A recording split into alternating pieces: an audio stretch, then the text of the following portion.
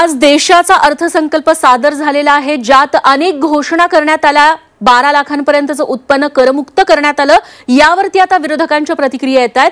विरोधी पक्षनेते अंबादास दानवे यांनी सरकारच्या अर्थसंकल्पावर जोरदार टीका केली आहे। सर्वात जास्त जीएसटी देऊनही महाराष्ट्राच्या वाट्याला काहीच आलं नाही असा दावा दानवे यांनी केलाय। तर राज्यांना काय दिलं याची घोषणा अर्थसंकल्पातून करण्याची पद्धत बंद झाल्याचं उत्तर मुख्यमंत्री देवेंद्र फडणवीस यांनी दिलंय।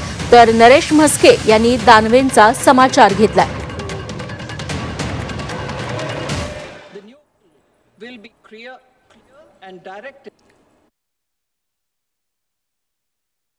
बिहारमध्ये निवडणूक आहे, उत्तर प्रदेशचे लोक त्याच्यामुळं बिहारमध्ये योजनांची खैरात, घोषणांची खैरात या सरकारने केली। परंतु जे महाराष्ट्र मोठ्या प्रमाणात जीएसटीत सगळ्यात जास्त वाटा आहे, या महाराष्ट्राच्या वाट्याला काहीही आलेलं नाही ही सत्यता आहे।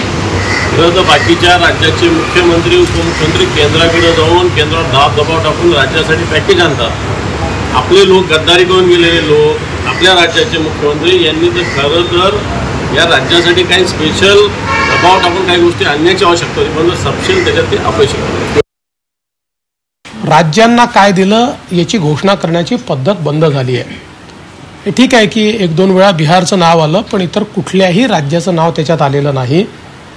आपल्याला माहिती आहे मागच्याही वर्षी बजेट झाल्यानंतर बजेटची फाईन प्रिंट न वाचता आमच्या विरोधकांनी महाराष्ट्राला काही नाही ही घोषणा सुरू केली, पण दुपारपर्यंत महाराष्ट्राला काय काय मिळालं याचे आकडे मी घोषित केल्यानंतर त्यांची तोंड बंद झाली।